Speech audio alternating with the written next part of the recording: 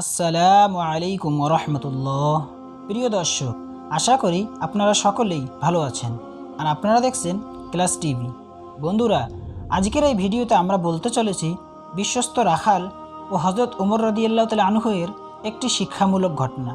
ঘটনাটি শুনে আপনাদের সকলেরই মন ছুঁয়ে যাবে ইনশাআল্লাহ। তাই একেবারে ভিডিওটি শেষ পর্যন্ত দেখুন। হজরত উমর রাদিয়াল্লাহু তাআলা আনহু এর চমৎকার একটা অভ্যাস ছিল। সময় পেলেই তিনি শহরের অলিগলিতে ঘুরে বেড়াতেন। কখনো বা চলে যেতেন শহরের বাইরে, একেবারে পল্লী এলাকায়। সেখানে সাধারণ মানুষের সঙ্গে কথা বলতেন, তাদের খোঁজ খবর নিতেন। যারা অভাব অনাটনে আছে তাদের অভাব দূর করতেন। একদিন হজরত উমর রাদিয়াল্লাহু তাআলা আনহু চলতে চলতে শহরের বাইরে বহুদূরে চলে গেছেন। সাথে কোনো সফর সঙ্গী ছিল না। অনেক পথ চলার কারণে একসময় তার প্রচণ্ড ক্ষুধা লাগলো। ধুধু মরু প্রান্তরে কোথাও কোনো লোকালয়ে চোখে পড়ছে না। ক্ষুধার যন্ত্রণায় তিনি অস্থির। মুখে দেওয়ার মতো দুমুঠো খাবারও কাছে নেই। এবার তাহলে উপায় কি? হজরত উমর রাদিয়াল্লাহু তাআলা আনহু ক্ষুধা পিপাসায় কাতর হয়েও সামনে চলতে লাগলেন। বেশ কিছু পথ অগ্রসর হওয়ার পর একটি বকরির পাল নজরে পড়ল। মনে মনে ভাবলেন, বকরির মালিক থেকে কিছু দুধ নিয়ে ক্ষুধার যন্ত্রণা নিবৃত্ত করবেন। তাই সেখানে গিয়ে বললেন, ভাই, আমি একজন মুসাফির, সাথে কোনো খাবার নেই। আমার বেশ ক্ষুধা পেয়েছে। যদি তুমি অনুগ্রহ করে কিছু পয়সার বিনিময়ে আমাকে সামান্য দুধ দাও তবে বড়ই উপকৃত হব। উত্তরে লোকটি বলল, হে সম্মানিত অতিথি, আমি অবশ্যই আপনার আবেদন পূর্ণ করতাম। দুধ পান করিয়ে আপনার ক্ষুধার যন্ত্রণা দূর করতাম। কিন্তু দুঃখ লাগছে এজন্য যে ইচ্ছা থাকা সত্ত্বেও আমি তা পারছি না। কারণ এসব বকরির মালিক আমি নই, আমি মাত্র রাখাল। সুতরাং আপনিই বলুন, মালিকের অনুমতি ব্যতীত দুধ দহন করে কিভাবে আপনাকে তা পান করাবো? রাখালের সততায় একটা খুশি দোলা দিয়ে যায় খলিফার অন্তরে। ঠোঁটের কোণে ফুটে ওঠে একটা মৃদুক্ষীণ হাসির রেখা। অভূতপূর্ব আনন্দের হৃদয় মন নেচে ওঠে তার। সেই সাথে ভুলে যান ক্ষুধা পিপাসার যন্ত্রণার কথাও।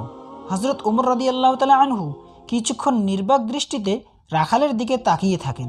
তারপর তাকে আর একটু পরীক্ষা করার জন্য বলেন, যদি আমার কথা মতো কাজ করো তবে তোমাকে দারুণ একটি প্রস্তাব শোনাবো।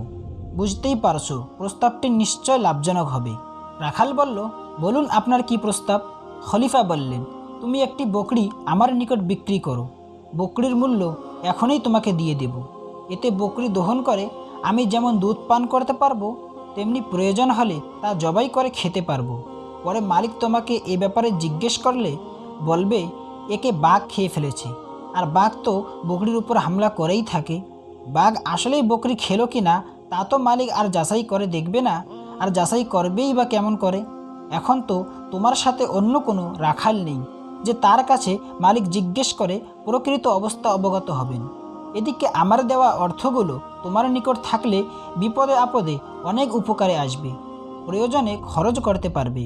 ইচ্ছে হলে পরিবারের লোকদের জন্য ভালো কোনো জিনিস ক্রয় করে নিবে।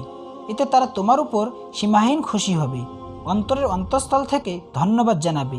মোট কথা, আমার এই প্রস্তাবটি তোমার জন্য বড়ই কল্যাণ বয়ে আনবে। সেই সাথে আমারও কিছু উপকার হয়ে যাবে। রাখাল খলিফাকে চিনতে পারেনি। সে এতক্ষণ তার কথাগুলো মনোযোগ দিয়ে শুনেছিল। খলিফার বক্তব্য শেষ হলে রাখাল বলল, ভাইজান, আপনার ধারণা মতে প্রস্তাবটি হয়তো বেশ সুন্দর এবং উভয়ের জন্য সুবিধাজনক। প্রস্তাবটি মেনে নিলে বাহ্যিক দৃষ্টিতে আমার আপনার কিছু ফায়দা হবে, এতে কোনো সন্দেহ নেই। কিন্তু আমার কথা হলো, মিথ্যে বলে মালিককে না হয় প্রতারিত করতে পারবো, তাকে বুঝিয়ে দিতে পারবো সত্যিই বকরিটি বাঘে খেয়ে ফেলেছে। কিন্তু যিনি আমার মালিকেরও মালিক, যিনি সব কিছু দেখেন, শুনেন, বুঝেন, সেই রব্বুল আলামিন আল্লাহকে তো প্রতারিত করা যাবে না, পার পাওয়া যাবে না মিথ্যার আশ্রয় নিয়ে। সুতরাং আমার পক্ষে আপনার প্রস্তাব মেনে নেওয়া কিছুতেই সম্ভব নয়। রাখালের বক্তব্য শুনে আবারও অনাবিল এক আনন্দে অপ্লুত হলো খলিফার হৃদয় মন। খুশির ঝাপটা তার সমস্ত অন্তরে একটা শান্তির প্রলাপ বুলিয়ে দিয়ে গেল। বললেন তিনি, যতদিন এ পৃথিবীতে তোমার ন্যায় সৎ, আল্লাহ ভীরু ও বিশ্বস্ত মানুষ বিদ্যমান থাকবে, ততদিন এ জাতির উপর কোনো বিপর্যয় নেমে আসবে না।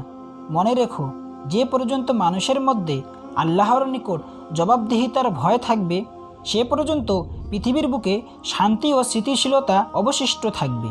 আর যেদিন মানুষের হৃদয় থেকে জবাবদিহিতার ভয় বিলুপ্ত হবে, সেদিন মানুষ আর মানুষ থাকবে না। হায়েনায় পরিণত হবে, হবে বাঘের ন্যায় হিংস্র ও রাক্ষসের ন্যায় রক্ত পিপাসু। তো বন্ধুরা, কেমন লাগলো বিশ্বস্ত রাখালের এই ঘটনাটি কমেন্ট করে অবশ্যই জানাবেন। আর চ্যানেলে যদি নতুন হয়ে থাকেন তাহলে অবশ্যই চ্যানেলটি সাবস্ক্রাইব করবেন, কারণ আপনাদের একটি সাবস্ক্রাইব আমাদেরকে এরকম ভিডিও বানাতে অনেকটাই উৎসাহিত করে।